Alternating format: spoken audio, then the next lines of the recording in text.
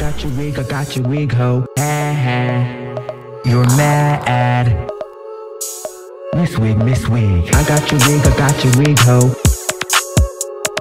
I got your wig, ho. Miss Wigiana. I got your wig, ho.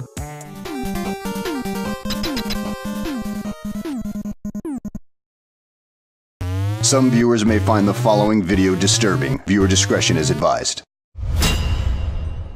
Before we get into this video, everything I say is not motherfucking fact in this bitch, so don't take it as such.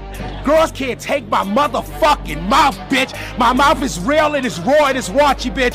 I'm gonna give the girls exactly what the fuck they asked for. The girls is going to know my wrath. Trust me. Yes, what it is, ho, what's up? Okay, yeah, shout out to Doechii. That song is one of my favorites. But welcome to, what's this? The Real Housewives of Atlanta recapping this bitch. It is the Wigiana, Karenhugerswig, whatever you want to call me, something like that. Yeah, so let's get into this recap. Where we left off last week was Marlotta banging upon Kenya's door when Kenya went to her room to end the night early due to the event they went to that was hosted by her, or she was supposed to be the sponsored event or something of the sort, flopped. So yeah, let's run that back of Marlo banging on the door. She might be asleep. Hey, I can call and get a key to the room.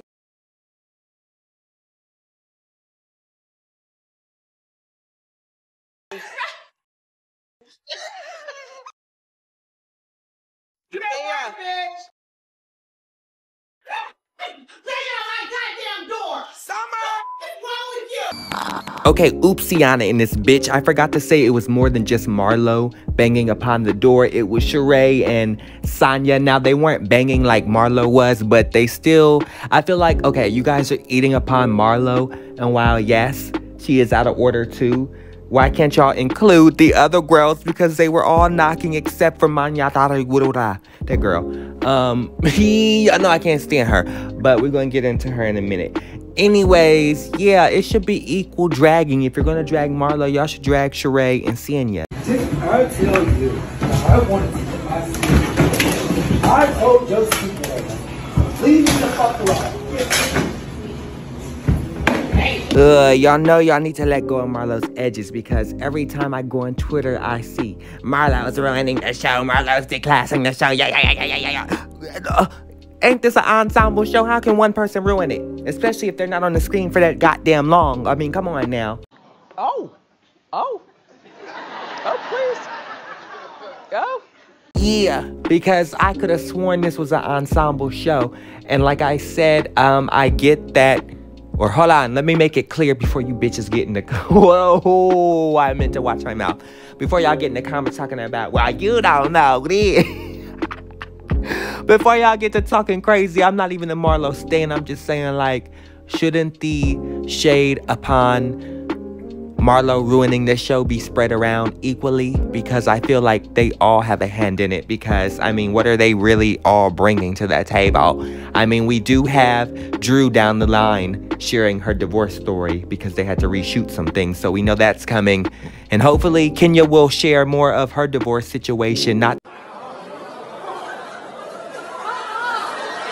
Okay, hold on, let me clarify again. Not because I know how you Kenya and Candy fans get. Y'all get in my comments acting a goddamn fool. Acting like I never give them girls their flowers and I can't critique them. They can get critiqued, okay? Y'all acting like they paying y'all bills, and if they are, let me know because I want in. Okay, y'all act a goddamn fool. People can have an opinion on them. Damn. Anyway, okay? Anyways, like I'm saying, it's not that I want to see Kenya go through turmoil. I just want to see reality. Or else call it something else besides a reality show, because we're not getting that. I'm not saying they aren't. I mean, come on now. How many more Kenya More Hair Care bands do we need to see? Like, I mean, I'm here for the business expanding, but I don't want to see any more marching bands. And then, Candy, you need to focus less on speak on it and copying my aesthetic and focus on your storylines, because nobody wants to keep seeing Mama Joyce. No, hold on, because I do love Mama Joyce down. I just don't want to see you, Mama Joyce, and Todd beefing for the 1,000,000th time. And then, oh, my mama called me finally yesterday. But she did not mention anything about what happened at BravoCon. I mean, come on. To be honest, I'd rather Candy have her own spinoff and not be on The Housewives. Somebody can replace her or something. No, that's not even shade. I'm not a Candy hater. I want her to have her own spinoff. That should be saying a lot, okay? I just don't want her on The Housewives. I'm gonna try to watch my tongue, but... Okay, let's get into this week's episode. As we saw earlier, Marlo was banging upon the door, and now at this point, Marlo is fed up, wanting to go get steak, and the other girls are hanging around Kenya's door, waiting for her to come out. Like, what's happening? And y'all can sit here and knock and click-clack and talk around. So then Manya Bakwila, she talk about Kenya leaving her to the wolves, and then they get on the elevator. She talking about ain't nobody gonna tell me, and then whatever. I'm sorry, Nasty Neo's ex. I don't really care for her. Please keep Manya Sapatoda out of my face. Y'all keep giving her confessionals, and it's not funny. It's giving forced. It's giving extra. Y'all keep bringing Candy's friends on, and y'all been doing it for a while, and I don't like it because they're not giving.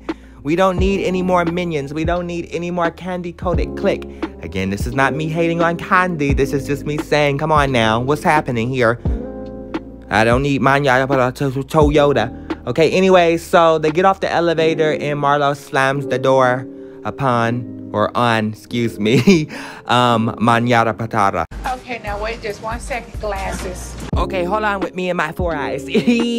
I do like extra. Let me clear that up, because look, I'm extra in this bitch. But I like a natural, fun, extra energy. I don't like it forced. Like, I feel like she's giving forced, and it's not connecting with me.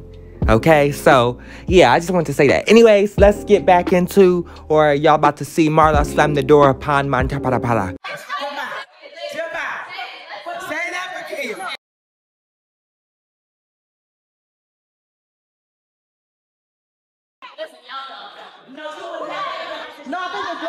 Yeah, so we see Marlo slam the door on Mankuna Matata, and while she is out of order, Mankuna Matata needs to stop chasing Marlo around, okay?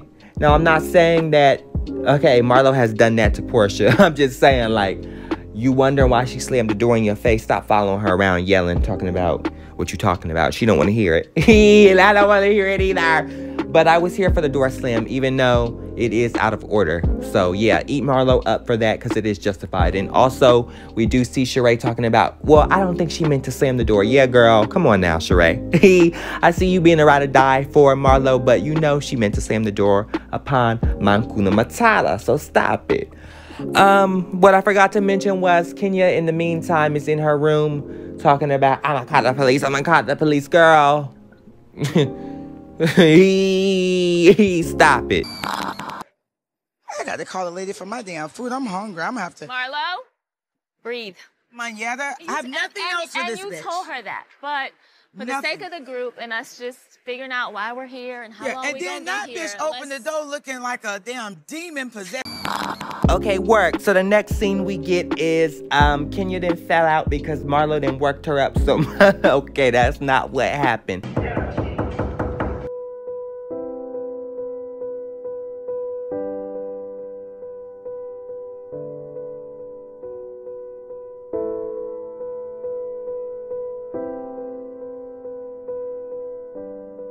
Let me not make light of what happened to Kenya, because I know y'all are already going to eat upon the edges I don't have. So let me stop. Kenya fell out, or Kenya is not doing so well, or too hot, so she's in the hospital.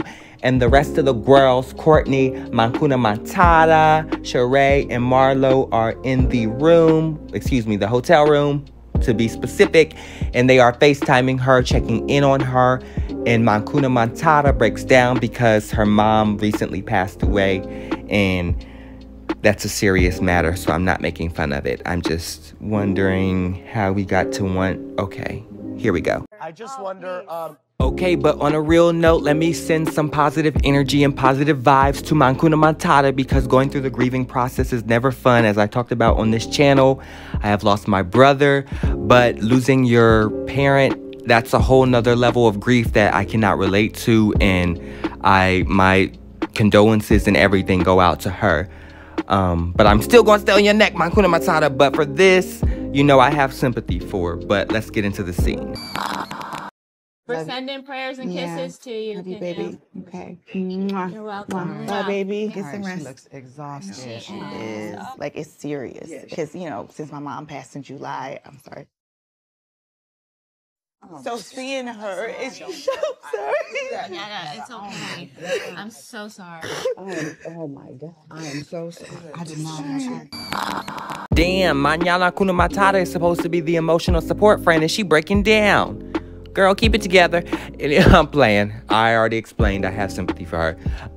We move along and we see Marlo want to pray for Kenya, which is very nice. And then we see, yeah, let's just start with the Marlo praying for Kenya. Yes. How nice. Thank you, Mom. We need to say a prayer for her, though, too, for real. So I don't know, do you feel... Let's say one just together. One request, please, Lord, just make sure she's okay. Whatever she needs, whatever touch to bring her back strong, beautiful, smart, and powerful as ever. In Jesus' name, amen. Hallelujah. Power. So we see Marlo do her little 1-2 thing, and now she's feeling the spirit, so she apologizes to Hakuna Matata. And yeah, do I feel she needs to apologize to Hakuna Matata? I guess so, for slamming the door in her face. Golly, that hurt my heart. Like, we argue, we're fussing, and we're fighting about stupid shit, and this is real stuff in the hospital. And I don't even know what happened with us last night. But I don't know what happened. I'm maybe sorry. too soon. I don't know, but it's too soon. Hola, hola, hola, hola, hola. Yes, I'm sorry. I just got done listening to Nicki Minaj, and she's stuck in my head. Anyways, we move on to the next scene, and the girls are back in the A, or did they ever leave the A? Whatever. My brain is frazzled right now. So we see that the girls are having a IV drip moment, or a health moment. Kenya, Drew, and Sheree are all discussing, guess who? Marlo, the star of the show. No, but they're talking about what happened with Drew and Marlo. And guess who brings it up? Kenya. I'm thinking to myself, y'all sure don't care for her, but y'all are bringing it up. And y'all are bringing up a situation that doesn't really involve you, i.e. Kenya. I'm not shading Kenya. I'm just saying, like, why do we have to go over this situation? Especially Drew didn't even bring it up, but here we go. I'm glad we're here because you missed it in Birmingham. We went to lunch, and I just remember the little phone call we had about Marlo attacking you. Oh, girl. You feel my heart right now? Like, I'm getting like, are you acting or are you for real? How if you die? You can Google. We're not doing that.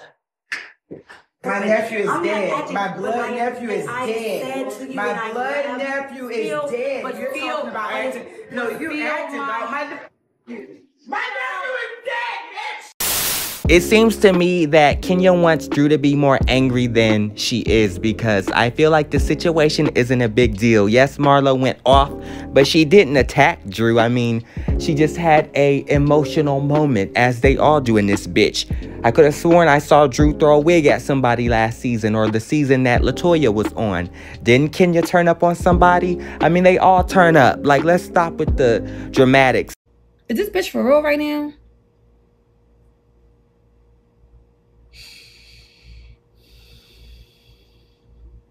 I feel like, personally, if they focused less on their disdain for Marlo, they would have better storylines, personal ones. I mean, this isn't shade. I'm just saying to myself, you guys are so fed up and so consumed with not liking Marlo. That's all that you guys can focus on, and that's all that we are, or maybe that's all that producers are focusing on. I don't know what it is or what the disconnect with this season is so far, but stop blaming Marlo is my take on it. And I'm not even a Marlo stan, as I said in this bitch, but I'm just saying, come on. Anyways, let's get back into them talking about Marlo. Something happened with her nephew? I didn't understand if she was saying that her nephew was shot at the restaurant. Like, I wasn't clear. Drew had mentioned an incident at Yes. Candy's place. Right. So I'm sitting there like, why are you saying incident? It was a What shooting. It was a shooting. Yes. It was on the news. It was all over the world. Yes. And it was your nephew. It's no way in hell if this would have happened at La Archive. If Candy's nephew worked at La Archive and there was a shooting at La Archive, but they said, oh, the incident that happened at La Archive, y'all know. Like, I wasn't clear. Her nephew worked for Candy's restaurant. He met a guy that was working in Candy's restaurant as well. They became roommates, and the one guy killed her nephew. Okay, that don't have anything to do with Candy. At first, when it was brought back to me, because it hasn't been, you haven't seen when they told me about it, but when I first caught wind of this, I was told like she was trying to say that the person who her nephew was worked at Old Lady Gang or something like that, and that is why she was triggered with our conversation when Drew didn't mention, which I was like, wait, what? Because first of all, the person never worked at Old Lady Gang, to be clear. Her nephew did work at Old Lady Gang for a short period of time during the pandemic, to be clear. Oh, Lord. So, just to be clear, we hired her nephew November 19, 2019. I did meet him because we have an annual Christmas party for our staff in December. So, I did meet him then at the Christmas party. I didn't really see him that much after that because the pandemic started in March, in which we were shut down. Well, we were in California for Masked Singer. You were gone. Oh, right. That's the other thing, y'all. I also, right after the Christmas party, I went to LA for a few months. Well, for like 2 months to do the Masked Singer, as you all know. I wasn't even in Atlanta. I wasn't around her nephew. I did not see him. So after that Christmas party, I didn't see him no more. And then when I did get back home, Atlanta was shut down for the pandemic. So from March, and we didn't open back up until mid-May. He did come back and work for us in June. July, he left again. I'm just telling you, those are real dates. You know I always come with facts and receipts. Did I know her nephew well? No, I did not. When people come to work at that restaurant, I don't really know what's going on in their life. A lot of people that we've employed hundreds, well, maybe 1,000 people through all the different restaurants at this point. Do I know what happens in all of their lives? No, especially during that time. I was trying not to be in the restaurant that much during that time. When somebody stops working with us, I don't know what's going on in their life. Okay, oh my. I said I don't want to do too much with Marlo's situation regarding the shooting and so on, and I still don't want to do too much, so I'm going to choose my words wisely, but I don't understand the disconnect of what Marlo is wanting. Maybe more sympathy. I do understand she could have gotten that from the Gworls. It seems that they really don't care. But it also seems like Marlo's not being honest with the situation of her nephew. Fix it. Fix it. Fix it. Okay, hold up. I don't want to call Marlo a liar regarding her family situation. I'm just saying it's like we got Candy showing and saying one thing and then Marlo saying another. So like, what's going on? But do I really care? No, I want to move on to a new storyline. We're not supposed to be dragging this shit out even more, especially when the two people involved are not even talking about it. You guys are talking about it, and they're not even there. Where are your storylines? No shade, but tea.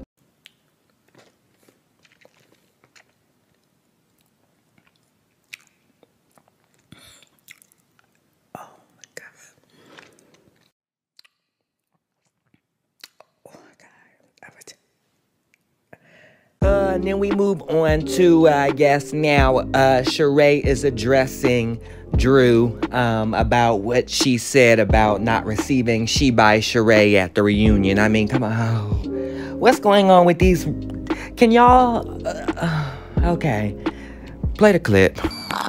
So when you first called me, I thought it was a great conversation. Mm-hmm. You were telling me how much you appreciated me and, starting this platform and doing these things. And But then after that, someone shared with me an interview that you did. You said everything that Sheree gave us at the reunion, she took back. I'm guessing this someone who sent you this clip was a producer, because that's what it's giving, so you can have a problem in a storyline, because really? Okay.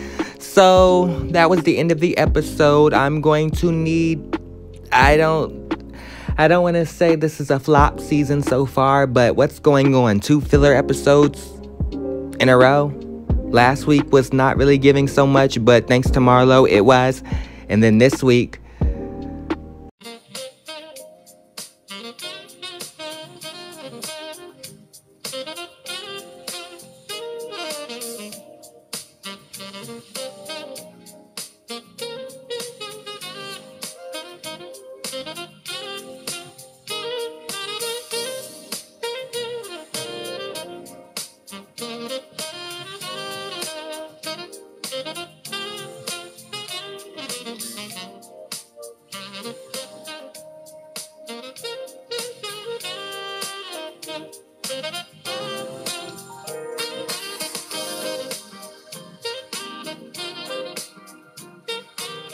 anyways, I just don't know what to say. Like I told y'all, I'm sick of seeing Mama Joyce and Candy versus Todd. We got to see that 2 times tonight. I mean, come on now.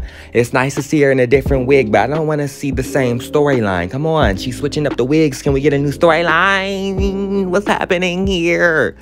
Again, I told y'all, I love seeing Candy win. I just had 4 different movies try to book me without an audition, honey. But like I said earlier, give her a spinoff or something, because no shade, no thank you, no more. I'm sorry, no more. Bring Nene back. No, I'm playing. I know she ain't ever coming back. But a boy can dream. Yeah, so I guess we're gonna end the recap here. If you guys are listening on Spotify, thank you very much. Or not listening, but watching, because I hope you're watching, as this is a, like, visual recap in this bitch. I mean, you can listen, but it's visual preferred. Anyways, if you haven't watched my conspiracy theory video, I'm gonna put a little sneak peek in here, so you do so here. Aya Jones is standing behind her explosive claims involving one of music's most successful girl groups, the Pussycat Dolls, saying it was like being in a prostitution ring. Some people are confused by it. You're clarifying that you weren't, put in situations where you were being paid to have sex. No, not paid to have sex, but if you're accepting an opportunity for sleeping with your boss or bosses, or being propositioned that it'll go further if you do this. What's the difference between a job opportunity and cash? I don't really see a difference. The former Pussycat Doll also says she was sexually assaulted in the back of a limo by a music executive. I was stunned and didn't really know what to do, because he immediately just jumped on top of me and started kissing me, and I said, stop. I said, what are you doing? And he's like, oh, it's not okay? I said, no, this is not okay. Stop. You need to stop. The founder of the Pussycat Dolls, Robin Anton, is calling the prostitution claims disgusting, ridiculous lies, and says Jones is clearly looking for her 15 minutes. To me, this is not about my 15 minutes. This is about telling the truth. And the fact that you're going to attack the victim and not say I'm sorry or have a stance and try to discredit me is actually not okay. Jones says she was so fed up she left the group in 2005 before they hit it big. You say you're a big boy. The biggest star to come out of the Pussycat Dolls is Nicole Scherzinger. So here we are. Now we move on to the music industry, which we were talking about the richest families in the world and how they just run everything, right? So now, if they run everything, then they obviously run the media, as we talked about. So the media, obviously, music is a part of that. So run the tapes. In the 1920s, the outlawing of alcohol led to speakeasies where organized crime figures like Al Capone needed a constant supply of talent to keep the drinks and illicit gambling going. This created a need for someone to manage these performers and book them each night, as well as orchestrate them getting to the underground operations. This led to the creation of a company by the name of Music Corporation of America.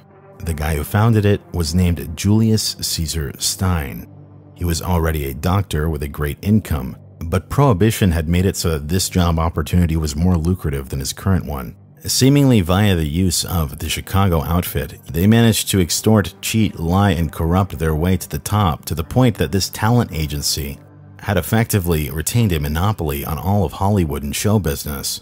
Their rise to power is straight out of the Mafia playbook, and I want you to think about this for a moment. A business with absolutely no barriers to entry, being a booking agent, yet they'd consolidated power so much that they'd gained the nickname the Octopus because they had their reaches into everything in show business, and they had to be broken apart by antitrust. The full extent of the Mafia relations to MCA to this day is not known. Additionally, the circumstances that led it to becoming what we know now as Universal Music Group were highly questionable, with an active Mafia probe into the company going on in 1989, only for the investigation to get shut down by the highest ranks of government, with the prosecutor being completely defanged of his position for trying to pursue this case. Now, we will discuss this further, but for now, let's get back to the early days of Jules Stein. This man is essentially the father of what we know as the music business today. You struggle to get the contract, and then the contract is sort of, you know, the indentured servitude type of thing. Our first contract was 7 albums, essentially 14 years.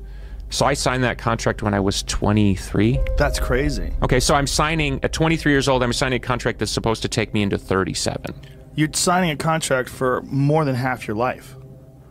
And if you look at the shelf life of most artists, it's 4 to... So they're basically anticipating your entire arc. That's so crazy. So you don't have any leverage, you know, other than that they want to sign you. You sign the deal, and then it becomes this weird dance of like, can I sustain success? Yeah. If you get success and you have leverage, they'll get out of your way because you're making them a lot of money. But the minute you're not making them as much money, then they step in and they start playing these Jedi mind tricks on you. We know what to do. You know, the public's going to forget about you. I mean, I've heard all these things, like, you know, this kind of weird, like, yeah, you're in the room, but, you know, we're the arbiter of whether you can stay in the room.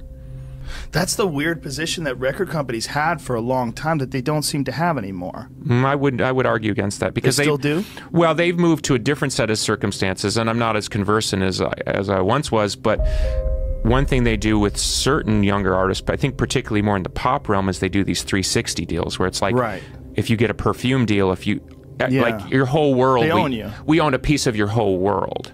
And fame is such a great quotient in American life now that you can see where kids would trade fame and be willing to give away like the profit part. Well, they'll take a risk at the long-term ownership. Right. So let me jump in there. So if you actually survive the cut, let's call it phase 1. You're successful, you're a name, and now you're in a place to either renegotiate or your deal is up or whatever.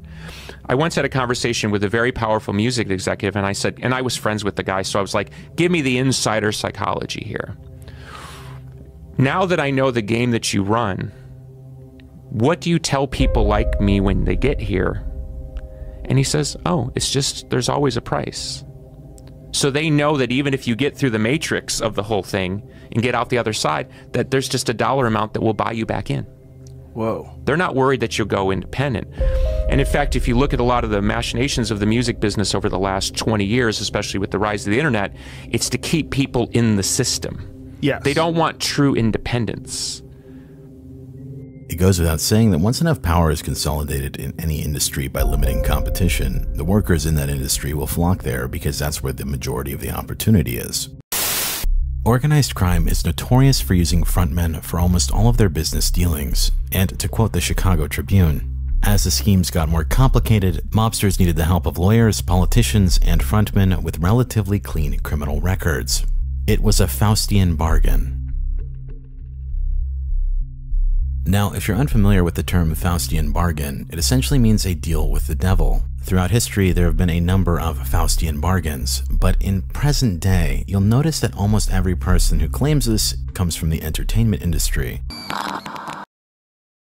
And that was like a little 7-minute sneak peek of the documentary. It's like a fucking app. Ooh, let me watch my mouth, because I know y'all get sour in this bitch when I cuss, talking about, you need to, you know what? I can do what I want. It's my page. Y'all ain't paying me. And YouTube is barely doing that. So yeah. Anyways, thank you guys for watching. Check that documentary out, like I said. And leave me a like and a comment. And we'll be back next week. And hopefully we won't be asleep. Ooh, did I just rhyme? Yeah, okay, bye.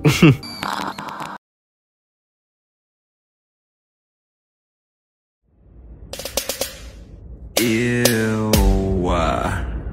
Like JK, but like maybe not. But thank you for watching. But you hating ass bitches always have something to say. Hating ass bitch, but you're still watching my vids. What? What? What? What? What? What? You're so upset. But that's like okay, because have a piece of bread, have a Xanax, relax, because I said what I said.